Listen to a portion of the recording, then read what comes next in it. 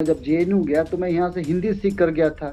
ये कहा गया कि हिंदी हमारी राष्ट्रीय भाषा, मैं भी राष्ट्र सम्मान की बात करता था। जब जेएनयू पहुँचा तो मुझे गोल्डन चाइल्ड की किताब मिली, व्हाट हैपेंड टू हिस्ट्री। अब ये नाम तो पहली बार सुना था, किताब भी पहली बार देखी थी।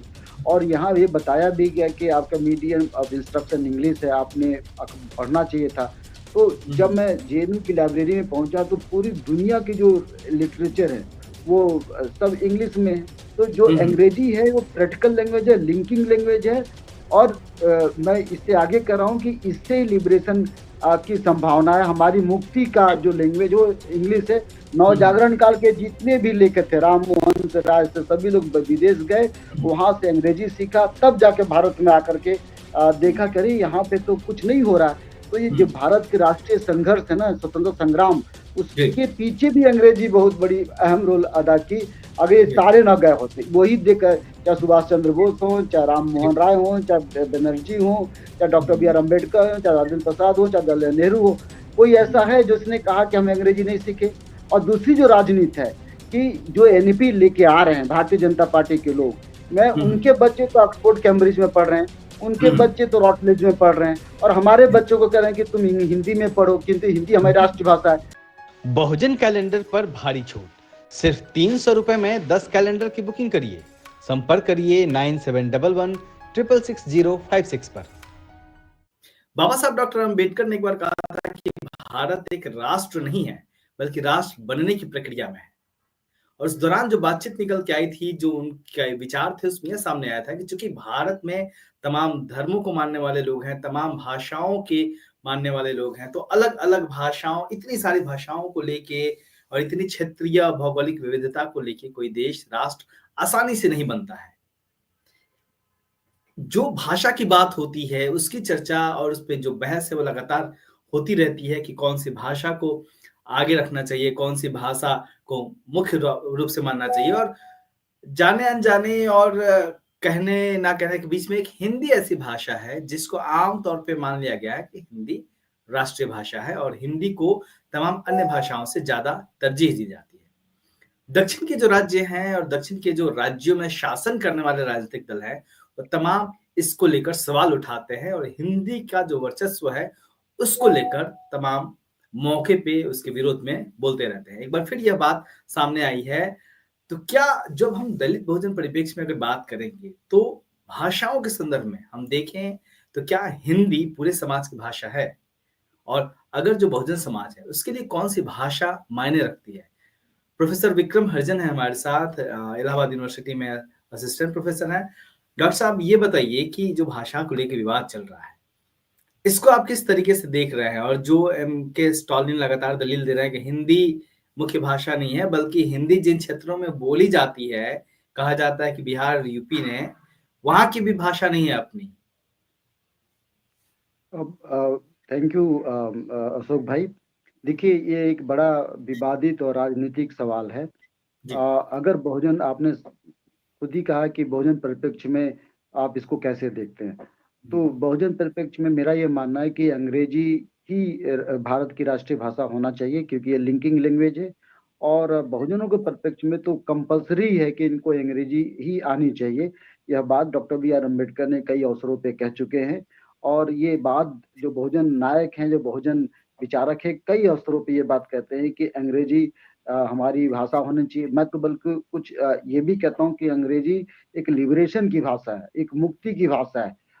इसका इसका सबसे बड़ा रीजन आप देखिए कि जब ज्योतिराव फुले साहब थे तो उन्होंने मराठी में हर बात कहते थे, लेकिन थॉमस पेन और ब्लैक्स के जब संघर्ष को देखा तो उन्होंने राइट्स ऑफ मेन पढ़ा, थॉमस पेन की पुस्तक राइट्स ऑफ मेन पढ़ा। उसके बाद उन्होंने अंग्रेजी को अपना आत्मसात किया और बहुत से काम वो अंग्रेजी में करने लगे, और जो अंग्रेजों के पास गए तब भी वो अंग्रेजी की बात करते थे। तो उन्होंने आज नहीं, केवल इतना ही नहीं, माता सावित्रीबाई फुले को भी अंग्रेजी में पढ़ना सिखाया। और माता सावित्रीबाई फुले तो एक कदम आगे कहती हैं चंद्रभान जी के जैसे जैसे वो कहती हैं कि अंग्रेजी हमारी मैया है। इनकी कविता है, अनीता भारती ने एडिट किया है इसको, अंग्रेजी मैया कहती हैं। तो अंग्रेजी हमारी लिबरेशन की भाषा है, शक्ति की भाषा। बाबा साहब का इससे बड़ा एग्जाम्पल आपको मिलेगा नहीं कि बाबा साहब अगर अंग्रेजी ना जाने होते, कोलंबिया अमेरिका और इंग्लैंड में ना गए होते तो आपको लगता है कि संविधान सभा में डॉक्टर बी आर अम्बेडकर को कोई चांस मिलता? तो ये भाषा ही थी जिसकी वजह से डॉक्टर बी आर अम्बेडकर और हमारे तमाम महापुरुषों को, और मैं भी खुद भी, अगर मैं इंग्लिश न सीखता तो न तो इलाहाबाद में प्रोफेसर बनता, न शिमला एडवांस यूनिवर्सिटी में मैं फेलो होता, न जेएनयू जैसी यूनिवर्सिटी में पढ़ पाता। तो अंग्रेजी एक इम्पॉर्टेंट भाषा है। अब एनईपी पे आते हैं। एनईपी नेशनल एजुकेशन पॉलिसी को वर्तमान सरकार ने बनाया है। अब वर्तमान सरकार देखिए क्या चालाकी है। इसने ये कहा गया कि त्रिस्तरीय भाषा का प्रयोग किया गया है। त्रिस्तरीय का मतलब होता है कि पहली आपकी भाषा हिंदी होगी या क्षेत्रीय लैंग्वेज में होगी, एक। दूसरा ऑप्शनल इंग्लिश होगी। तीसरा ये डिफाइन है कि कौन सी भाषा होगी। तो हम पहली भाषा पे आते हैं। अब इन्होंने ये कह दिया है कि पहली जो भाषा राज्य भाषा और प्लस क्षेत्रीय भाषा होगी।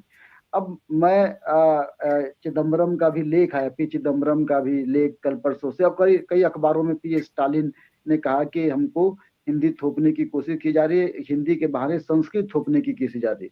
मैं दूसरे पर्सपेक्टिव में देखता हूँ कि बहुजनों को गुलाम बनाने का ये तरीका है। इससे पहले कांग्रेस की भी सरकार थी लेकिन इतना थोपा नहीं जा रहा था। अब ये जबरदस्ती थोपा जा रहा है कि भाई आपको सीखना है। तो पूरा नॉर्थ इंडिया में हिंदी चलता है, यहाँ पे तो दूसरी लैंग्वेज सीखते नहीं। आश्चर्य की बात है कि स्कूल में टीचर भी इंग्लिश के नियुक्त ठीक से नहीं होते भी हैं तो उनको पता नहीं, तो ज्यादातर हिंदी है। और आपको मैं अशोक भाई पर्सनल अनुभव बताता हूँ कि बहुत से ऐसे प्रोफेसर जो यूनिवर्सिटी में हैं, कॉलेज में, जिनको इंग्लिश नहीं आती। सेंट्रल यूनिवर्सिटी में लोग हैं जिनको इंग्लिश नहीं आती क्योंकि वो मानते हैं इंग्लिश की जरूरत नहीं है। तो यहाँ पे तो आपने 99% जो बहुजन समाज के लोग हैं वो हिंदी पढ़ते मतलब गुलामी की भाषा सीख रहे हैं। लेकिन यहाँ पे विक्रम जी एक सवाल मैं ये पूछूंगा कि आप कह रहे हैं कि अंग्रेजी को मुख्य भाषा होना चाहिए, लेकिन देखिए आप हर देश के बारे में जब बात करेंगे तो दुनिया के तमाम देश हैं जिन्होंने अपनी भाषाओं को समृद्ध किया है और अपनी भाषाओं को सहेजा है, और तमाम काम उन्हीं की भाषाओं में होता है, वो भी अंग्रेजी से उतने जुड़े हुए नहीं है। आप चाइना देख लीजिए, आप दुनिया के अलग अलग हिस्सों में चले जाइए, है ना। जापान की चर्चा जब हम करते हैं तो वहां पे भी जो बड़ा एक मास समुदाय है, वो ऐसा नहीं है कि हर किसी को अंग्रेजी आती। तमाम जो हमारी जानकारी में है वो तमाम जो उनके काम है जो उनके अपने लैंग्वेज में ही होते हैं। तो ऐसे में भारत में अगर एक भाषा, एक पूरे देश की एक भाषा की बात होती है तो ऐसे में दिक्कत क्या है? दिक्कत ये है जी, तो कि दूसरे जो देशों की भाषा है उसको अपनी भाषा के तौर पे अंग्रेजी सीखना, अंग्रेजी नहीं, अंग्रेजी आना, अंग्रेजी सीखना, ये अलग बात है कि हाँ, अंग्रेजी जब हम सीखते हैं, पढ़ते हैं, बोलते हैं तो निश्चित तौर पे उससे अपना एक पर्सपेक्टिव ब्रॉड होता है, हम दुनिया से जुड़ पाते हैं। लेकिन अंग्रेजी हमारी भाषा हो जाए, ये कहना कितना सही है? देखिए आपने बहुत अच्छा सवाल उठाया। ये जो आर्गुमेंट दे रहे हैं, ये ज्यादातर आर्गुमेंट राइट विंग का आर्गुमेंट है या राष्ट्रवादियों का आर्गुमेंट है कि चीन अपने आप चीनी भाषा सिखा रहा है और फ्रांस अपने जापानीज में। लेकिन लेटेस्ट डेवलपमेंट ये है कि चीन भी और जापान भी, वहां भी अंग्रेजी भाषा का प्रचार प्रसार बहुत बढ़ा है। ये होते हुए भी कि उनका जो चाइनीज और जापानीज इम्पोर्टेंट लैंग्वेज है। मैं ये नहीं कह रहा चाइनीज से हिंदी की तुलना नहीं। चाइनीज आज के डेट में बहुत सबसे महंगी, सबसे समृद्ध, उसके जो पैसे हैं, एक क लिखेंगे तो उनका 20 रुपया है, हम क लिखेंगे पूरा लिख लेंगे तो उसका 1 रुपया भी नहीं मिलेगा पूरे वर्ल्ड में। तो चाइनीज सीखने से इकोनॉमी का ये लाभ होता है, इसलिए उन्होंने अपने भाषा को रेलेवेंट बनाया हुआ है, हमारे भाषा को रेलेवेंट नहीं बनाया। दूसरा, अभी ट्रम्प, ऐसे भी अमेरिका में अंग्रेजी भाषा इंपॉर्टेंट। आज का अखबार में कि ट्रंप ने आज साइन किया है कि पूरे अमेरिका की भाषा अंग्रेजी ही होगी क्योंकि लिंकिंग लैंग्वेज। आपने भी अपनी बात कही कि अंग्रेजी सीखने से कम हम ग्लोबली सीख जाते हैं। तो अंग्रेजी इसलिए सीखना है क्योंकि हम ग्लोबली, हमको जुड़ना है। अगर अंग्रेजी हम ग्लोबली नहीं सीख पाते तो पूरी दुनिया के स्तर पर हम आगे नहीं बढ़ पाएंगे, क्योंकि भाषा एक बहुत इंपॉर्टेंट है। आप जितनी भी रूसी साहित्य है उसको ट्रांसलेट किया गया अंग्रेजी में। हमारे यहाँ के जितने भी इम्पोर्टेंट ग्रंथ है उसको भी इंग्लिश में ट्रांसलेट किया। क्या जरूरत है इसको ट्रांसलेट करने की? अगर हमको लगता है कि बिल्कुल। अच्छा, दुनिया से जुड़ने की बात हो रही है तो ठीक है, दुनिया से जुड़ा एक अलग बात है, लेकिन भारत में भी जितनी भाषाएं हैं, जैसे अगर मैं हिंदी भाषी हूँ तो मुझे अगर अंग्रेजी के तौर पे सीखना है तो एक भाषा सीखनी पड़ेगी। लेकिन अगर मैं चाहूँ कि मैं तमिलनाडु में जाके या फिर वो तेलंगाना में जाके उनकी भाषा में संवाद करूँ, कर्नाटका में कन्नड़ में संवाद करूँ, बंगाल जाऊँ तो मैं बंगाली बोलने लगूँ, झारखंड जाऊँ तो उनकी भाषा में बोलने लगूँ। तो ये शायद संभव नहीं है, प्रैक्टिकल नहीं है एक आदमी का 10 भाषाओं में सीखना। लेकिन एक भाषा हर कोई सीख के कनेक्शन, ये सिर्फ़ विदेशों से जुड़ाव की बात नहीं है, भारतीय परिप्रेक्ष्य में भी आई थिंक ये बात मजबूती से साबित होती है। हाँ, बिल्कुल। देखिए, ये मैं अपने एग्ज़ाम्पल दे रहा हूँ। मैं जब जेएनयू गया तो मैं यहाँ से हिंदी सीख कर गया था। ये कहा गया हुँ, कि हिंदी हमारी राष्ट्रीय भाषा, मैं भी राष्ट्र सम्मान की बात करता था। जब जेएनयू पहुँचा तो मुझे गोल्डन चाइल्ड की किताब मिली, व्हाट हैपेंड टू हिस्ट्री। अब ये नाम तो पहली बार सुना था, किताब भी पहली बार देखी थी। और यहाँ ये बताया भी गया कि आपका मीडियम ऑफ इंस्ट्रक्शन इंग्लिश है, आपने पढ़ना चाहिए था। तो हुँ, जब हुँ। मैं जेएनयू की लाइब्रेरी में पहुँचा तो पूरी दुनिया की जो लिटरेचर है वो सब इंग्लिश में है। और ये इसके माध्यम से आप आसानी से पूरी वर्ल्ड से जुड़ सकते हैं। मैं किसी को थोपने की बात नहीं कर रहा हूँ। मैं ये कह रहा हूँ कि अंग्रेजी व्यावहारिक प्रैग्मैटिक होकर सोच रहा हूँ कि I am very hmm, pragmatic. Pragmatic हो सोच रहा हूँ कि अंग्रेजी जो है वो ग्लोबल लिंकिंग लैंग्वेज है, सारे साहित्य उसमें है।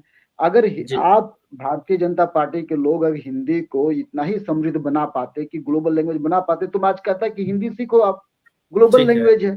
तो आपने ठीक क्यों है। नहीं पाया? तो एक तो ये चीज़। दूसरा मैं ये कह रहा हूँ कि ये बहुत बड़ा षड्यंत्र इसलिए है क्योंकि हुँ, बहुजन समाज के लोग जब हिंदी सीखेंगे, देखिए हम हिंदी में ही सीख के बड़े हुए और हमारी हुँ, स्थिति क्या है कि आज भी अगर मुझे अंग्रेजी में ठीक से बात करने को कह दिया जाए, तो मैं नहीं बात कर पाऊँगा।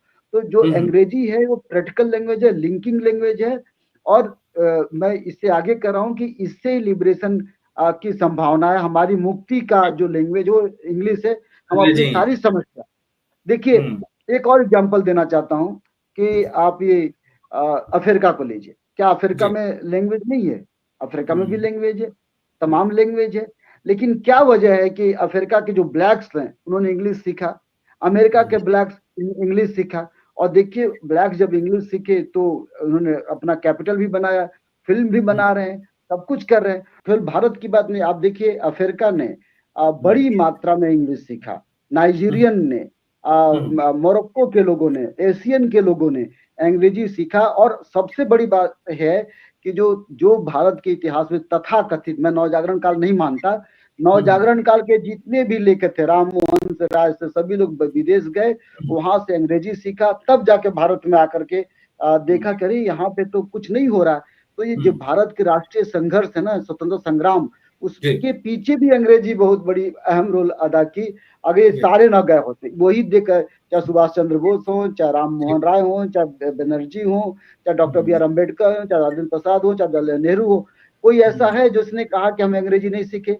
और दूसरी जो राजनीति है कि जो एनईपी लेके आ रहे हैं भारतीय जनता पार्टी के लोग, मैं हुँ, उनके बच्चे तो ऑक्सफोर्ड कैम्ब्रिज में पढ़ रहे हैं, उनके हुँ, बच्चे तो रॉटलेज में पढ़ रहे हैं, और हमारे जी, बच्चों को कह रहे हैं कि तुम हिंदी में पढ़ो, किंतु हिंदी हमारी राष्ट्रभाषा है। अब लाल हुँ, कृष्ण आडवाणी को देखिए, अमित शाह जी, के बेटे को देखिए, सारे जो बड़े जो बीजेपी के नेता हैं, जी, सब अपने बच्चों को इंग्लिश में सिखाते हैं, इंग्लिश हुँ, मीडियम में पढ़ाते हैं। हिंदी में कौन पढ़ता है? हिंदी स्कूल में कौन पढ़ता है? वही जो बहुजन समाज के गरीब लोग होते हैं जो हिंदी हुँ, मीडियम में जाते हैं। हुँ, हुँ। जी, विक्रम जी, तो कुल मिलाकर बात ये है कि भाषाई अस्मिता, भाषाई सम्मान एक अलग मुद्दा है और उस पे बात होनी चाहिए। अपनी भाषा को लेके गर्व करना, उस पे बने रहना, उसको प्रमुखता देना, एक ये जो सवाल है इस पे बात होनी चाहिए। लेकिन यहाँ बड़ा सवाल ये है कि जो भाषा है उसका उसके मायने क्या है? भाषा का मतलब क्या है? भाषा वह है जो पूरे समाज को, एक व्यक्ति को देश दुनिया से, समाज से जोड़ता है और भारत के संदर्भ में भी अगर जितनी भाषाई विविधता है, एक व्यक्ति अगर 25-30 भाषाओं को सीखता है, तब वो भारत के अलग-अलग प्रांतों में जाके उनसे संवाद कर पाएगा। वो निश्चित तौर पे मुश्किल काम है। उसके बनिस्पत अंग्रेजी सीखना, उस पे बात करना पूरे समाज के लोगों के लिए, हर राज्य के लोगों के लिए काफ़ी अहम है। वो ना सिर्फ देश को आपस में जोड़ेगा, बल्कि एक व्यक्ति को दुनिया से भी जोड़ेगा। तो भाषाई जो विवाद है उससे इतर अब राजनेताओं को इस बारे में भी इस तरीके से ज़रूर सोचना चाहिए कि ऐसी कौन-सी भाषा है जिसमें हम पूरे भारत के लोग आपस में संवाद कर सकें और पूरी दुनिया के लोग एक साथ आपस में संवाद कर सकें। सोचिएगा ज़रूर। देखते रहिए दलित दस्तक और हमारे चैनल को लाइक करिए, शेयर करिए, सब्सक्राइब करिए। जय हिंद। धन्यवाद।